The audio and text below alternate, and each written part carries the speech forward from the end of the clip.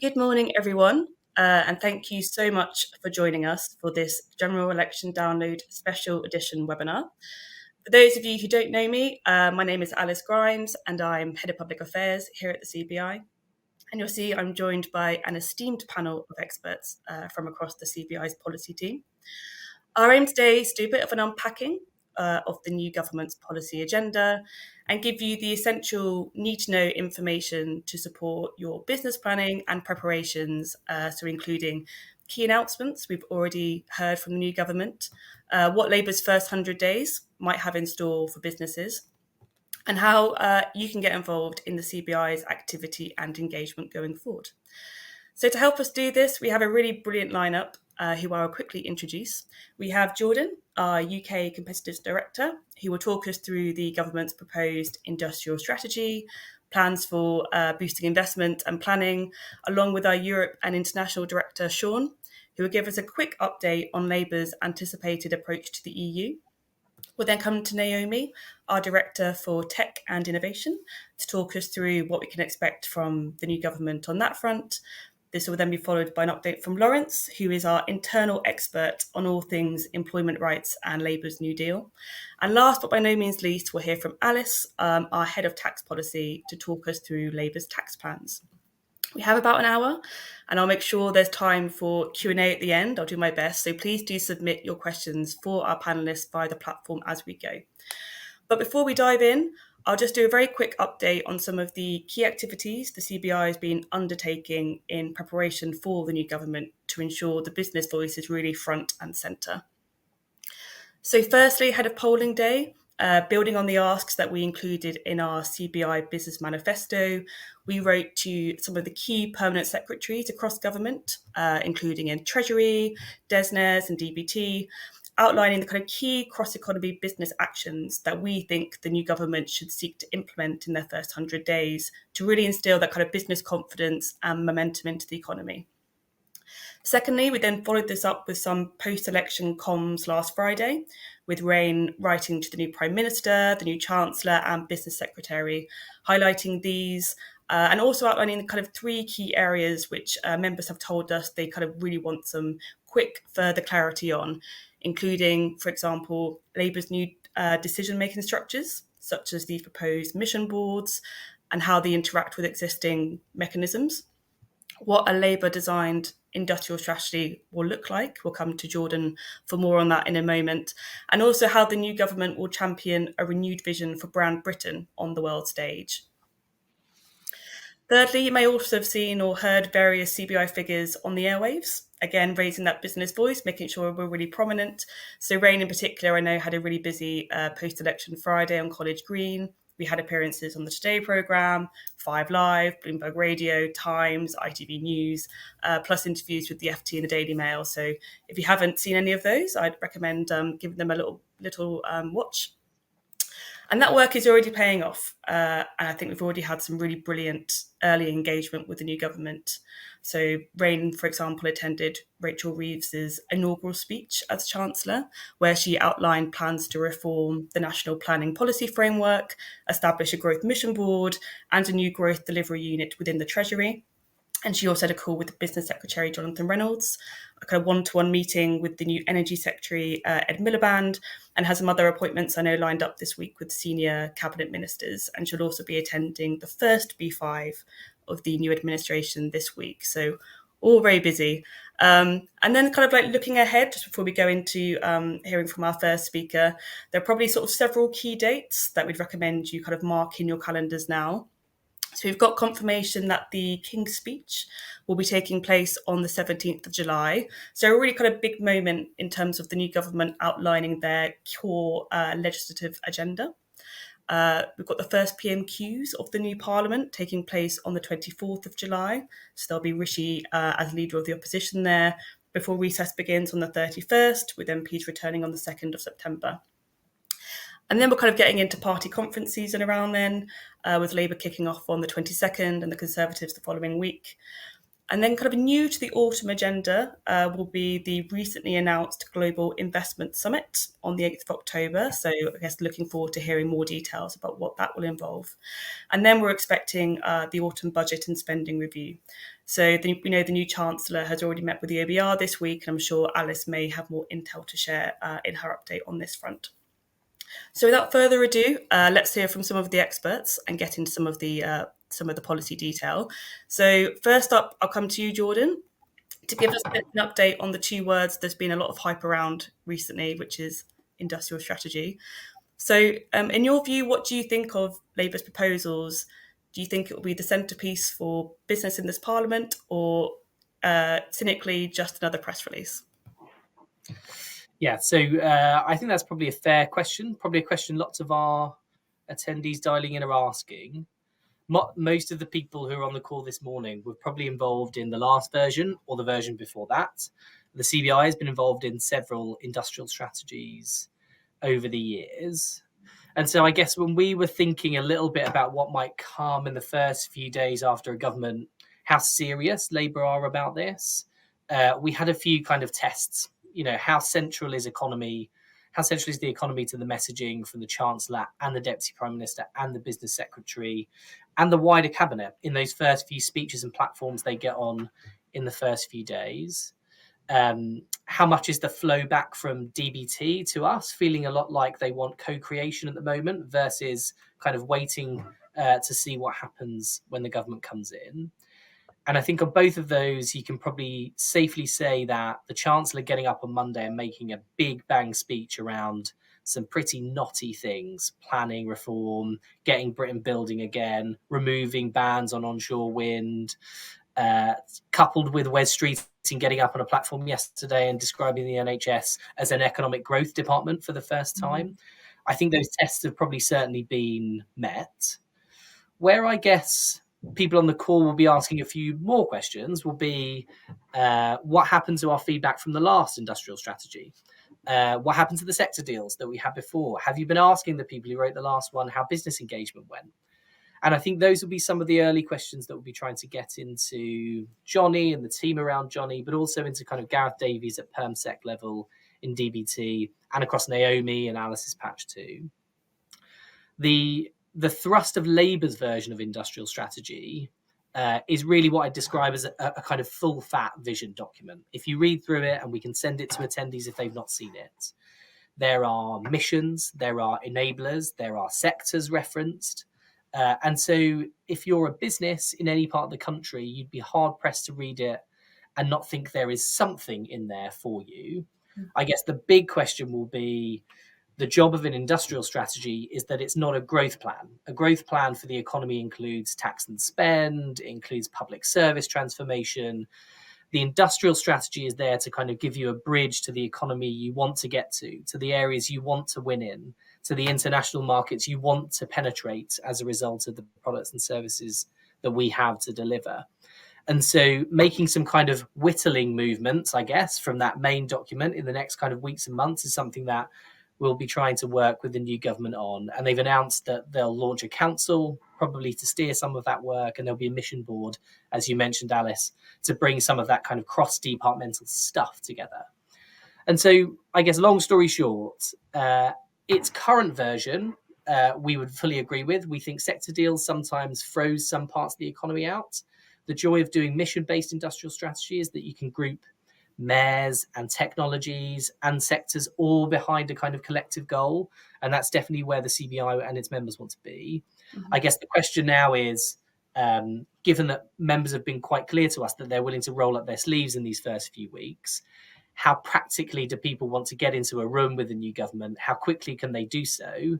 And I guess, how does it link to the Global Investment Summit and everything else that we've been talking about for the last few minutes as you opened, because there's a lot of work on the Treasury side with the delivery unit that we also need to work through. So a bit of coordination, a bit of timeline would be really helpful from the new government. But at the moment, it feels quite a lot like, for me, the centrepiece of this government's agenda for business. Brilliant, thank you. And sort of related to that, the UK's reputation for investment, I guess, has been impacted in recent years. We've heard a lot about it in the news and from various commentators. What do you think this new government could do to kind of reboot that and see kind of Britain, UK as a place for investment again? Well, I mean, they've made a good announcement that they'll do a global investment summit pretty early. Now they usually come in the autumn anyway, we should say, they usually come around kind of October, November, but it's good that Labour have come out early and said that we're going to do that again. Mm-hmm. Importantly, there's probably a bit of a differentiation between the audience for that summit versus the audience for some of the kind of day-to-day driving investment up type decisions that we're looking at the CBI. So the Global Investment Summit is brilliant for UK bats on the global stage, convinces this company to come and invest here, and we get a big number at the end of it. It's usually in the tens of billions, and it allows the Prime Minister and the Chancellor to go out and say, we are open for business, we're a stable location for investment, look at how many companies are coming here. On the other side, you've got kind of everything that came out in the Harrington review last year. So how government works better across mayors, for example, how the Office for Investment becomes more visible and bolstered, how you unlock things like planning and other kind of levers that don't exist within the Treasury to drive up levels of investment. Now, that was a big package of things that we've been working with the Department of Business and Trade on for the last kind of 8 or 9 months generally, but also with Labour when they were in opposition. It would be good to see a bit of kind of muscle memory of those recommendations make it back into the fore, because I think lots of our members contributed a great deal of time, energy, and expertise into helping Lord Harrington craft this kind of package. And I think the Chancellor went really big on it a couple of times in the last kind of 6 months. And so it would be bad to see that fall by the wayside. So some implementation of those recommendations would be good. Calling a GIS within the first 100 days, very good. But also, I think on a messaging perspective, from the Chancellor's messaging on Monday, keeping stability and certainty, and in some ways, boring government isn't the end of the world at the heart of your messaging is quite good at the moment when you look at what's going on outside of the UK. Mm-hmm. And so the advice that I would be giving to the government seems to be the advice they're getting already. Brilliant. And just finally, as you just mentioned in your previous answer, the Chancellor has gone quite big on planning and this message of getting Britain building again. Is this going to happen? Is it actually going to be a bit too difficult and a bit too complex potentially to do at pace? What are your thoughts on that? Well, I mean, for anyone who hates vegetables as much as I do, you always eat the things on your plate you like the least. And so I would imagine in government terms, they are biting off the things that they're going to have a biggest headache about quickest. And I imagine Laurence will talk a bit about this on workers' rights soon too. These are things that could take an entire parliamentary term even to make a small amount of progress on. And so they probably knew going in that if you're going to reform the planning system, you're going to come up against local opposition really quickly. Doesn't matter how big your majority is, because the levers don't always sit in some areas where you have kind of natural levels of control. Mm. And so I think it is good that they've bitten it off first. Added to the kind of global investment summit type discussion, it gives a really big signal to a part of the economy that's probably felt quite ignored for a while. Construction, infrastructure. We've invested so much in a National Infrastructure Commission and their expertise, and we still managed to cancel HS2.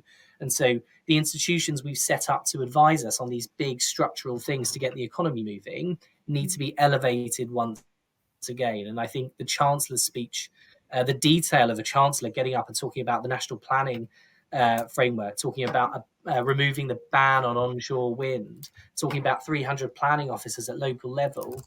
These aren't necessarily always natural Chancellor territories. And so that's really good to see, I'd say.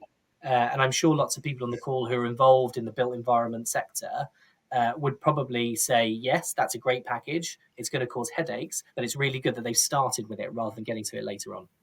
Brilliant. Thank you so much, Jordan. I'm sure there might be some questions for you at the end. Hopefully some tricky ones, because that's always fun. If I can come to Sean next, our Director for International and Europe. So Labour have obviously frequently mentioned a closer relationship with the EU.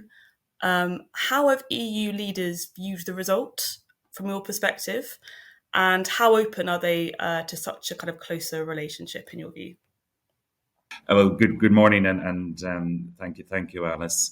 I think how have the EU leaders reacted? Well, I think a little bit with envy, given the political turmoil that has gone on in many member states across the EU, to have a vast majority, no matter whether it's centre left or centre right, is perhaps the envy of many. They feel that this is a reset point in the relationship, and certainly President Macron, President von der Leyen have underlined the importance of a strong UK-EU alliance, particularly when it comes to defence and security. And in light of, I suppose, the horrific events that happened in Ukraine earlier this week and the ongoing NATO summit this week, they are very much looking to that continued coordination and cooperation with the UK on energy, on security and defence. Indeed, Simon Harris and Taoiseach has also been very open in his welcoming of the outcome of the elections, hoping that this will be a new start for Anglo-Irish relations, which inevitably will help in that kind of UK-EU relationship going forward.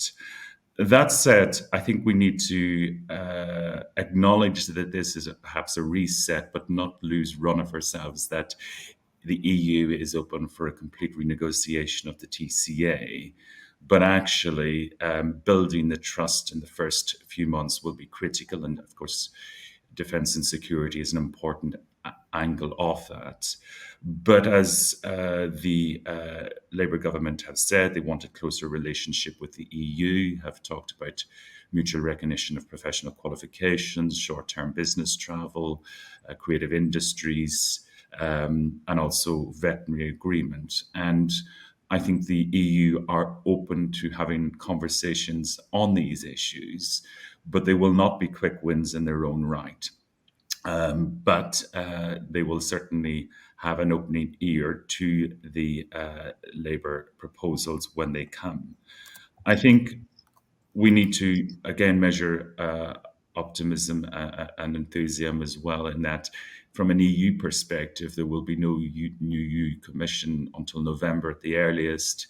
There's still political challenges around many of the member states. So getting any movement on a number of these issues in the coming weeks and months will be incredibly difficult. But we as the CBI, and indeed as the CBI chairs the UK Domestic Advisory Group, we have identified and have been already working with Nick Simmons, who will be a Minister for European Relations, on what some of the quick wins could be. And these are not the kind of high-level political kind of messages around veterinary agreement, youth mobility. Some of these are just practical cooperation and dialogue and cooperation that needs to take place, whether it's from trade facilitation, whether it's in customs, whether it's on logistics. So these are practical issues that can be done irrespective of a forthcoming review of the TCA in 2026.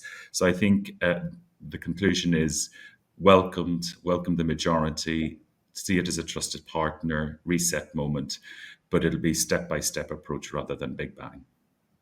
Brilliant. Thanks so much, Sean. Thank you for joining us. I'll come now to Naomi, who's our Tech and Innovation Director.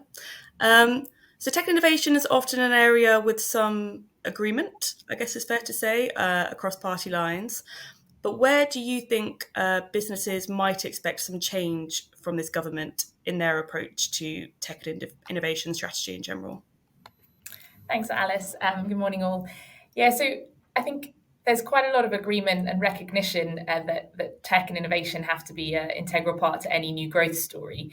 And looking at some of the ambitions of the new government, particularly set out in some of their missions, but also some of the things in their in tray. So thinking about sustainable growth, thinking about tackling some of the labour market challenges, thinking about increasing productivity, all of that added to also their big kind of focus around better public services and finding new avenues for growth. All of those things require tech and innovation in the UK to be firing on all cylinders. So it'll be critically important for the new government, and there's some good signs to see that they are willing to take that on. But one of the big changes we've seen with Peter Kyle coming in at the head of the Department for Science, Innovation and Technology, a relatively new department, arguably with potentially finding a bit of its role.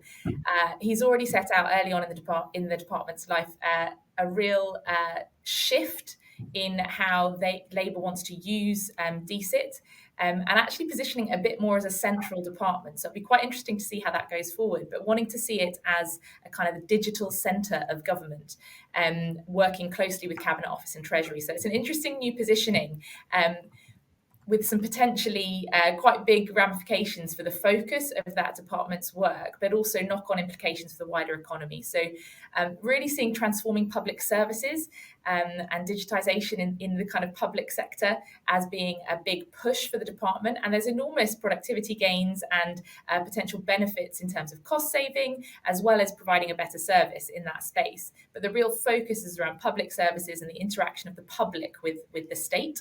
So there's real potential transformation there, but they do also see that as then fueling economic growth as well as being another core part of their role.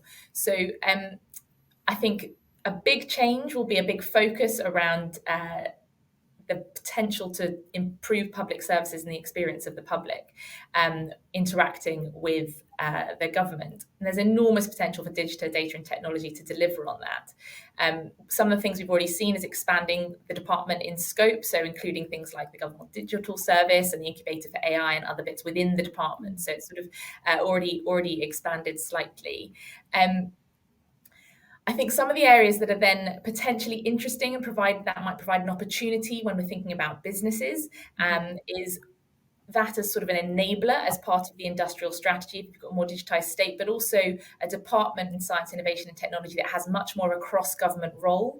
We might see the opportunity to tackle some of the challenges that technology and innovation have to really be a core part of, but previously they didn't quite have alignment of levers across government or some of the kind of political capacity to see some of those levers pulled in the right sequence. So thinking about some of the things that might be included in an industrial strategy, and certainly were included in the previous science and technology framework around procurement, around planning, around some of these big meaty issues. But actually, if we can get those levers aligned for thinking about how to use science, innovation, technology better across government, there could be some real gains to be had for the private sector as well.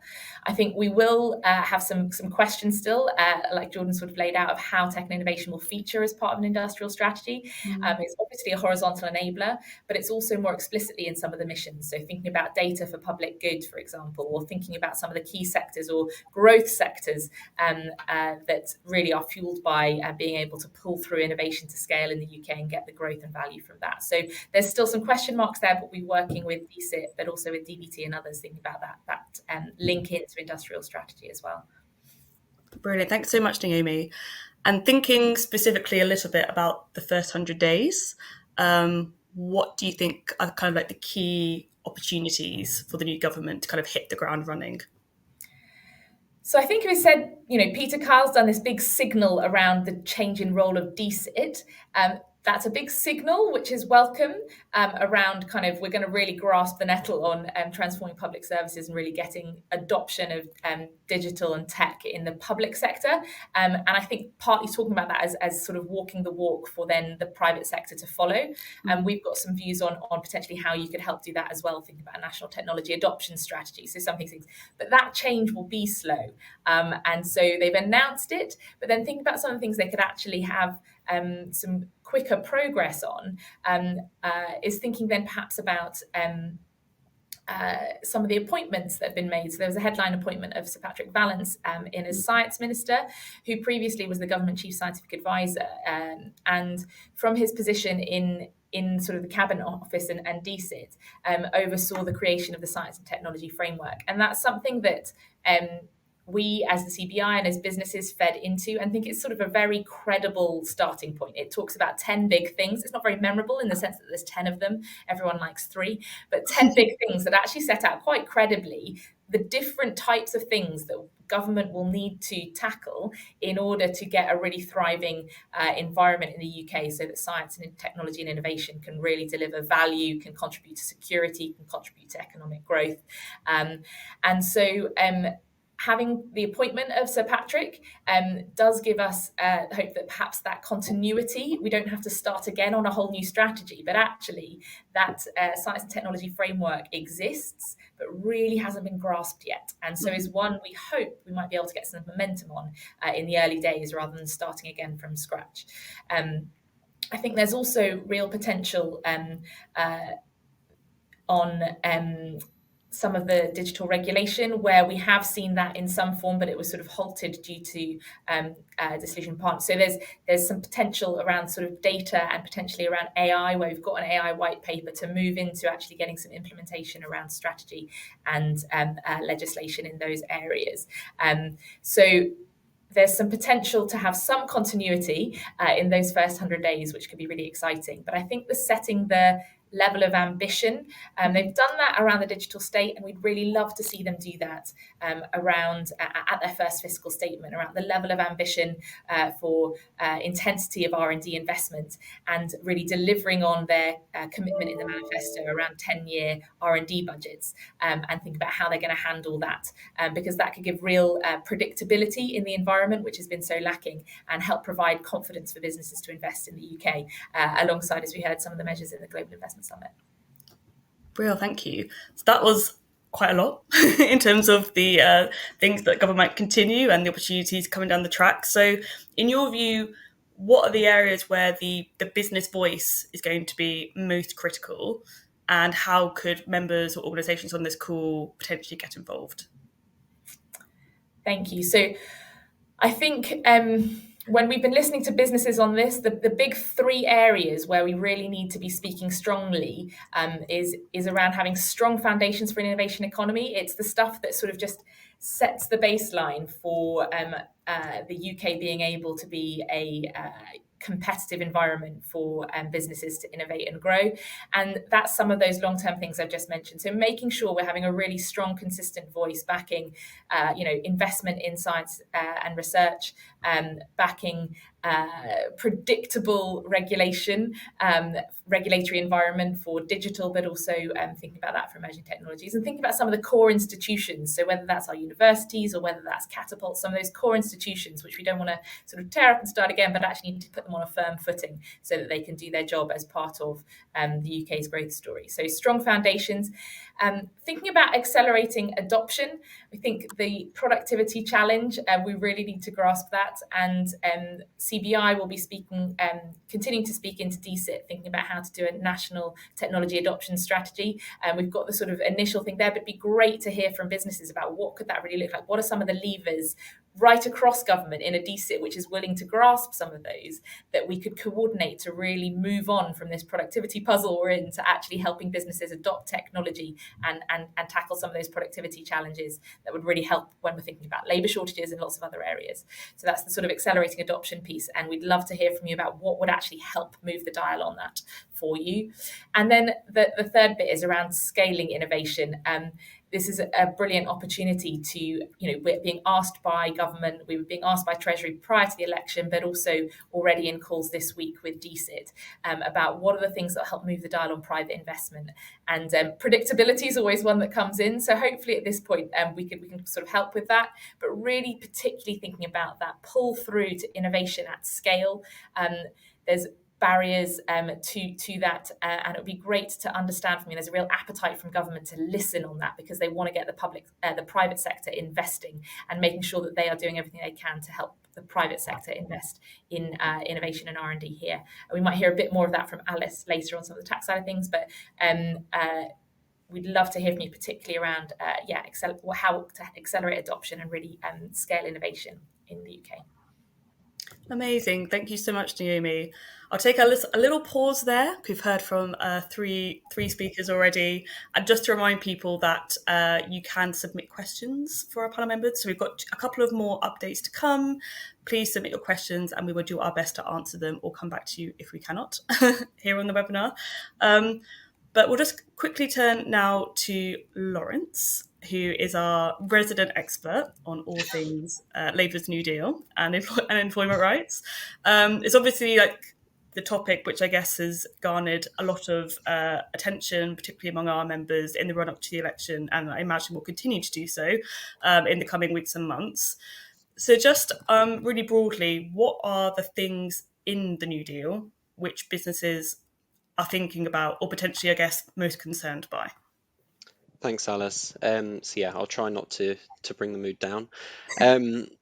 The Labour Party manifesto did actually have a section on employment reform, but most of the detail about what they're proposing to do is actually set out in another document, the Plan to Make Work Pay, which I've actually just dropped into the chat if anyone would want it, which was issued a couple of weeks before, but which the manifesto said that Labour Party would implement in full. Overall, I don't think there were that many surprises for us, either in the manifesto or in that Plan to Make Work Pay document. It generally reflected the direction of travel that we've seen since Labour first set out its proposals for employment reform in government back in 2021 in its New Deal for Working People Green Paper. So starting with the positives about the actual proposals, there do remain strong commitments within there to do a few things that the CBI has proactively pushed for. So a single enforcement body to replace the sort of patchwork framework of enforcement bodies that we have already. Promises on things like to look at whether there could be more flexibility in the apprenticeship levy, and also some useful clarifications that sort of update the position since the 2021 Green Paper on how they intend to implement some of the proposals, including particularly where they will take time to really consult and get it right. And I think the paragraphs on the single status proposal, for instance, are a good example of that. But on the more negative side, of the sort of 30, I think it's 32 proposals overall, the top 5 issues that members have picked out over the past few years within that list of proposals remain. Very top of the list is the proposal to remove qualifying periods for employment rights at work. So, for instance, unfair dismissal, you have to be employed for 2 years. Statutory sick pay, you need to wait 3 days before you can claim.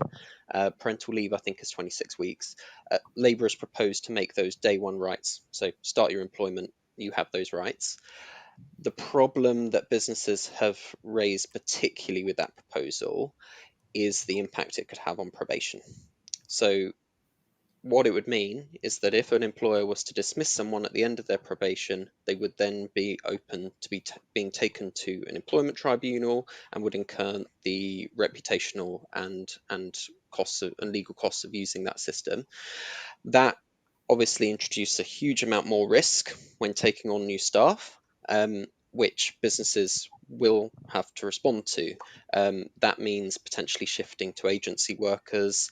That means taking longer through recruitment or introducing more robust processes through probation to make sure people are performing. So that is still in there. There is a line that says Labour don't intend this to impact probation. We just haven't heard the how that is going to be possible in a day one rights world. Hopefully consultation might shed an answer on that. The second big issue that has come up time and time again is that proposal I mentioned earlier about employment status. So the proposal to move from what we have a 3-part framework of employee, worker and self-employed to a 2-part framework of just worker and self-employed. That classification currently allows for a different mix of flexibilities and enhancements, whether you're a worker or an employee or you're self-employed, and a corresponding distance between your employer and the amount of control they can apply over you as a worker or as an employee or as someone who's self-employed. A lot of concern about moving to that 2-part framework. One, because a lot of businesses use the worker model and are worried that if they had to shift to full employment rights and full employee rights and enhancements, there would be significant cost implication of doing so, and the viability of those models might not still be there. But there's also an impact on the worker side, which would be that employers wouldn't be able to offer the range of working options in the economy that they can at the moment, which might mean that those people who would prefer an arm's distance relationship, like you get with the worker classification, simply leave the labour market. And that has implications for inactivity, for shortages, and moves completely in the wrong direction, basically, when we know what's happening with demographics and what's happening with shortages. A lot of concern about that. There's also concern about the so-called zero-hour contracts ban, which actually isn't really a ban at all and isn't really anything to do with zero-hour contracts. It's a right to a contract reflective of the hours that someone has worked over the past 12 weeks. That's a right to have, not a right to request, like the last government introduced. Concern there is that would mean every time a business offers somebody overtime, they incur an unknown liability that person might then claim a contract reflective of those overtime hours for the rest of the year when demand might not be able to sustain those hours. Think about how that plays out in hospitality over Christmas, for example. People get an extra 15, 20 hours overtime over that period. They would then be entitled to a contract reflective of that for the rest of the year when the customers aren't there to actually sustain that. Possibly there may be some wiggle room within consultation to do something about that seasonal demand element, or to actually limit the proposal to what appears to be the policy justification that there's a problem with zero-hour contracts, and to limit it to truly low-hour contracts. But we don't have that from Labour yet. Fourth on my list is the minimum wage. Labour's pledged to introduce a new remit for the Low Pay Commission to formally consider the cost of living, and they've pledged to remove the age bands above 18. So the national living wage at the moment currently is 21 up. They were going to make it 18. A lot of obvious potential cost implications of that, and given the history of what's happened over the past few years with the minimum wage, it's quite understandable that businesses are concerned that they could again see it rising sharply. We now have a minimum wage at 2/3 of median income. That's one of the highest minimum wages in the world, and it's already had some quite severe employment effects, not necessarily in terms of ticking up unemployment significantly, but in constraining investment and squeezing the pay differentials that businesses can have. And we've seen that knock-on implication for workers, where people don't want to take on managerial roles, for instance, because why would they for an extra £1 an hour? So some concern there. And then finally on my list, I'm getting there, is the package of trade union reforms that have been proposed. So that's simplification of the process for statutory recognition, which will obviously impact a lot of businesses that don't currently recognise a union. It's repeal of the 2016 Trade Union Act. It's new rights for unions to enter workplaces, mandation on employers to tell employees that they have a right to join a union. There's a lot of things in there.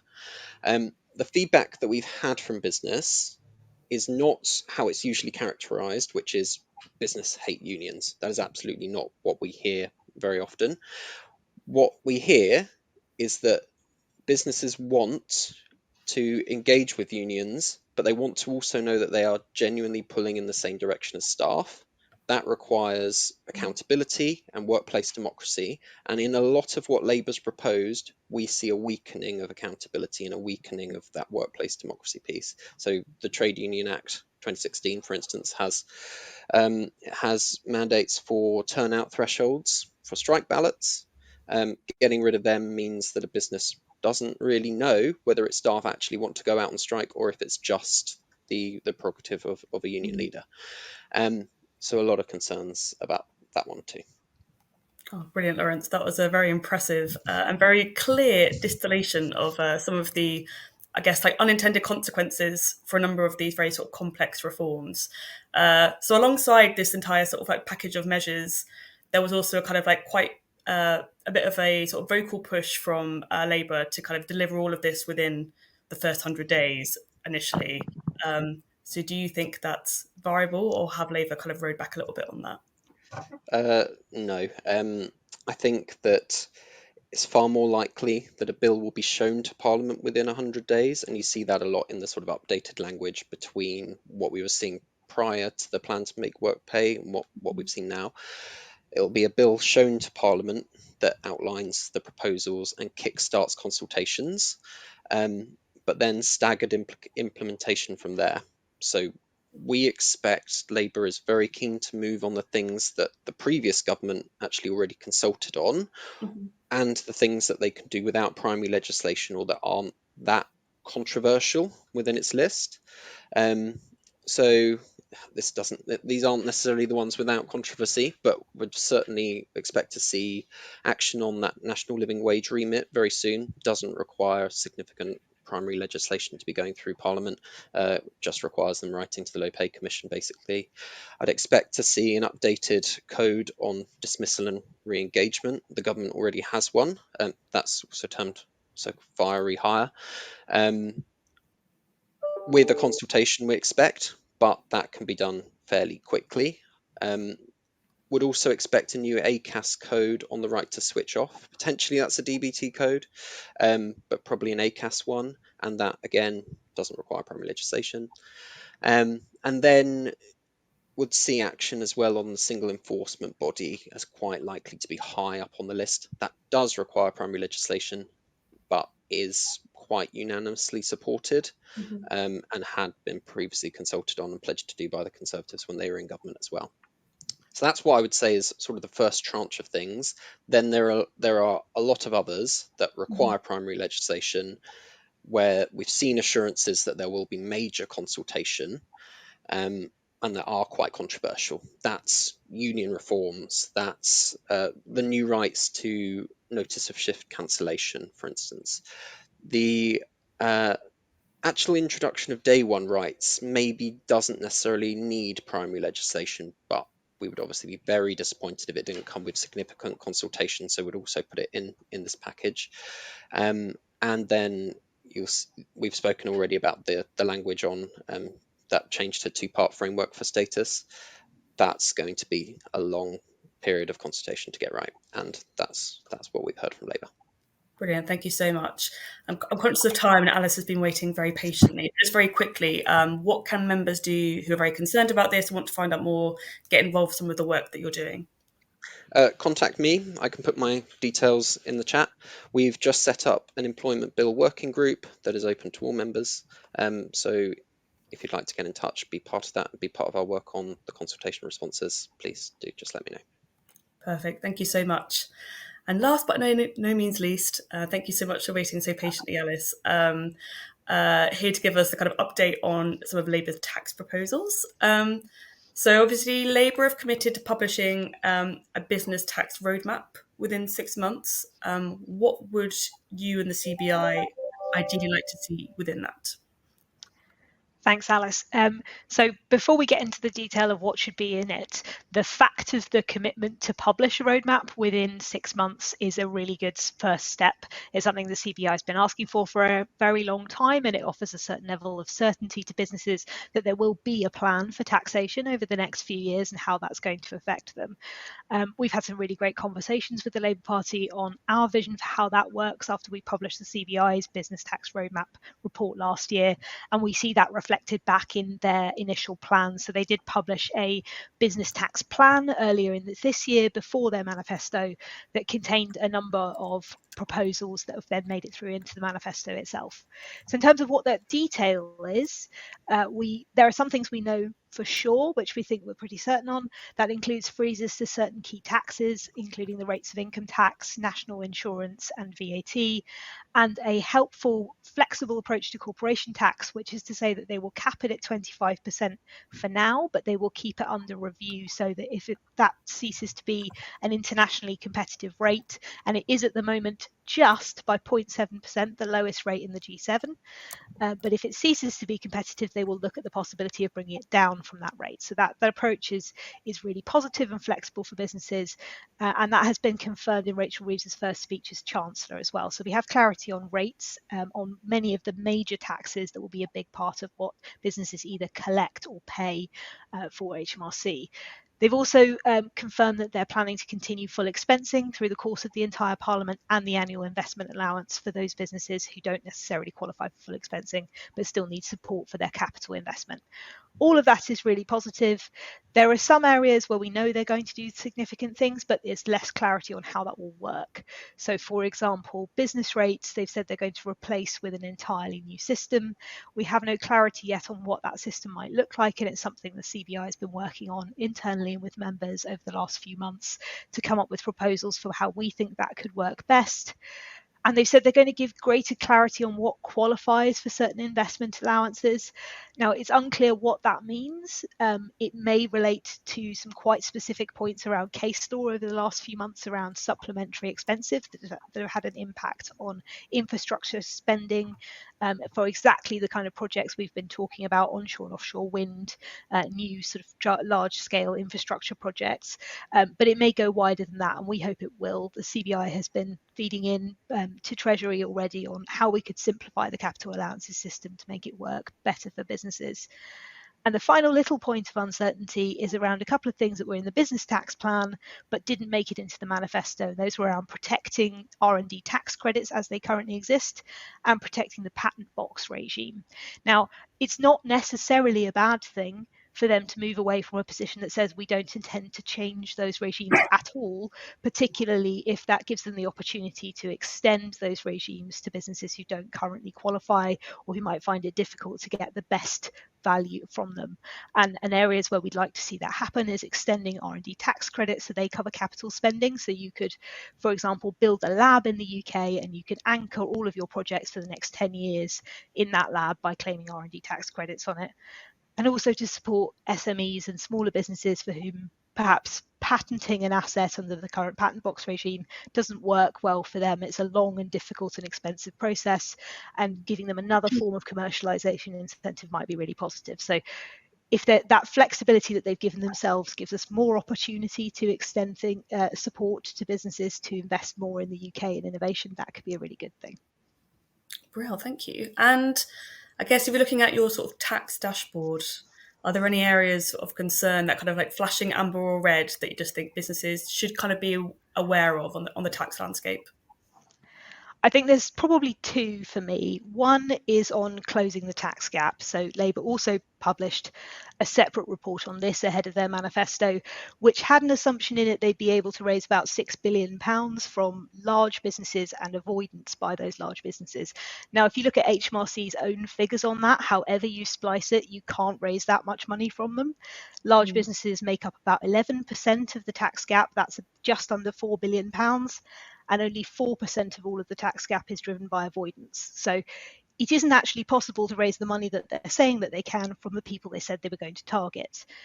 Now, what we've said is that we think they should focus much more on simplifying the system as a whole, digitizing it, investing their money in bringing sort of downstream compliance up to scratch, particularly for smaller businesses for whom they make up more than half of the tax gap, but it comes from error, essentially. These are businesses who are dealing with a very complicated system. They don't really understand what they're doing. They're finding it difficult to access HMRC. And if we could close that part of the tax gap, you really could raise some quite significant money. So that's where we want to focus attention, is on helping businesses to understand the system and get the support that they need, rather than looking at it as purely a sort of a compliance and avoidance problem. And the second thing, which is sector specific but is worth being aware of because it potentially has knock-on impacts for other industries who might be concerned about windfall taxes, is the approach they're intending to take to the energy profits levy, which applies to North Sea oil and gas. So the Labour manifesto doubled down on their commitment to extend the EPL, both in terms of time limit, the rate that will apply, and also changing the investment allowances. There's a slightly interesting and possibly helpful bit of wording in there where they say what they're looking to do is remove only the unjustifiably generous allowances, but what that means is definitely something we need to have a conversation with them about. Amazing. And just very quickly, because I want to leave a lot of time for questions. We've had a few come in a flurry of activity. Anything that members can do to get involved in your work over the next few weeks?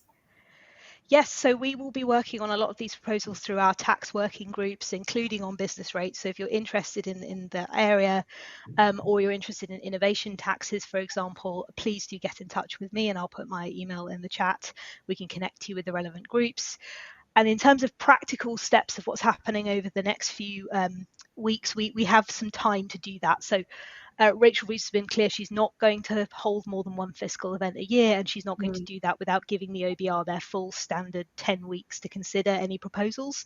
So we're looking at a date for a budget that would be the earliest, second week of October.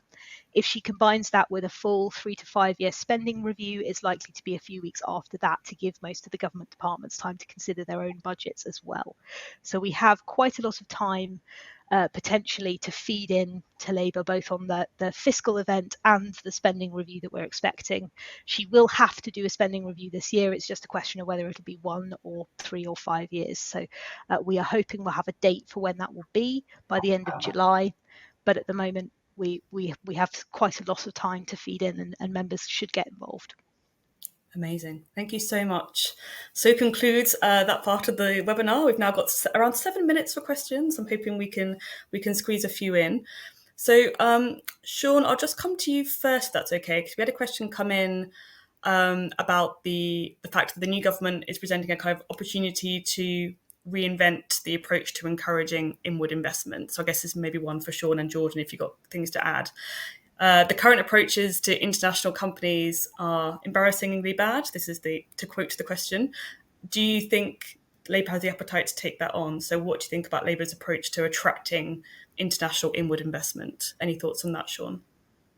Thank you. I mean, maybe just to kind of reflect on the announcements from Rachel Reeves in her speech on Monday, European business looked with envy about how quick they come out of the stocks on announcing changing to planning reform, also on onshore wind. This is something that European businesses have also been calling for at a European level and at a kind of domestic national level. So the fact that they've recognised that she's made quite speedy announcements has been very much the envy of European investors. So I think that's important. I also think that from a image point of view, it's regulatory certainty. There is parameters that helps investors to look at the UK as a stable economy to invest. There are a number of challenges down the line it's been around the area of China. How does the UK react to China, and particularly in light of the US and the EU introducing tariffs on electric vehicles and taking a more hardline approach. So there are very much positives in terms of the certainty that a kind of stable government presents, but there will be, as you know, we've seen throughout the first part of 2024, and we'll continue to see into the second half of the year, you know, geopolitics will play an important part, and this is where the UK can take a real leadership role in that. And hopefully that will, improve the performance of the UK as a place to invest. Indeed, the French are also worried as a kind of what's happening in France, given the uncertainty there. You know, it's always been one of the leading places for FDI, that as a result of political uncertainty in France, that it makes the UK even more positive. But certainly from DBT, from the Foreign Office, and certainly the messages from the Chancellor, this is very much a new image of the UK of certain to be open for business. Well, thank you. Anything to add from your perspective, JC? Two quick things. The Office for Investment do exist to get things over the line, but that's usually only kicks in for some of your bigger investments that will make it into a press release sometimes. And so the last government made a big effort on combining deals into the UK with fiscal events. Think about AstraZeneca's 650 million that came alongside the budget earlier in the year. And then the other thing that is maybe untapped is the coordination across our mayoral group. So other countries do very well at sub-national level at creating a kind of investable proposition for the markets that exist within a country. And we've not been hugely good at that. And we've been even worse at connecting it to things like DBT, the Office for Investment, and the heart of government. So it's really good to see that the Prime Minister's brought the mayors in very early, and we'll be doing a lot more work on how you kind of combine that internal market of about 22 million people to make a bit more of an investable proposition in that sense too. Well, thank you. We had a question on the National Wealth Fund, so I've posted in the audience chat our response from yesterday. So do let us know if you have any follow-up questions to that. And in the final couple of minutes, Laurence, you'll be unsurprised to know there's been a few questions on the New Deal reforms. So just to kind of summarise in brief, so a question about will zero-hour contracts rules hurt temp agencies, or do you think more businesses will be using the temp agencies? How can the SME voice be represented in this particular debate? And on some of the kind of key political actors which will be driving the New Deal agenda forward, is it possible that we'll see different members of the cabinet championing different elements of the package? In 2 minutes, no pressure. Okay, I'll try my best. Temps, yes. So I would expect that the right to a contract reflected the past 12 weeks will encompass temp workers, because actually the right to request predictable terms that we already have does. But given the nature of temp employment, which could come under the 12 weeks or only just over it, they do provide a sort of a way of avoiding that liability. So would see a lot more businesses using temps. Of course, if everyone rushes to use temps, and there's also the potential incentive to use it that comes out of day one rights and that effect on probation, temp agencies will be more expensive, especially in high demand periods like Christmas. So yeah, expect to see that impact. It's certainly something we've heard a lot about from members. An SME, how can they get their voice represented? Come and talk to me. We have our working group, very keen to get SMEs involved. I think actually the SME voice is very fundamental and important to this, because a lot of the underlying thinking for the package of reform as a whole is that pushing up the cost of employment isn't necessarily a bad thing, because it increases the incentive to invest in automation and technology. But we know, we've seen it year on year with the national living wage, that actually the cost of employment is very high and has been pushed up significantly by shortages. And when it goes too high, it eats into that capacity to invest. That's obviously a very salient issue for SMEs who don't have that headroom to make the changes that potentially the policy rationale expects. And then there was a final one, wasn't there? What key political actors do we see driving this forward? It remains to be seen. I think it will likely remain under sort of Johnny Reynolds and Madders, with Rayner involved and Reeves involved as well. What we've seen is all of the Labour front bench have taken an interest in this and have been broadly aligned. Don't see any big reason that can change, but these are very controversial policies. You know, politics can always can always come through. Brill, thanks so much, Laurence. I'm afraid that is time. We've used up the full hour. So thank you so much to all of our incredible speakers and to you for joining us and for all your amazing questions. We'll collect these and aim to come back to you with the answers in a follow-up this week. But do get in touch with any of us if you want some further information or if you have any further questions. So thank you so much again for joining, and enjoy the rest of your days. Thank you.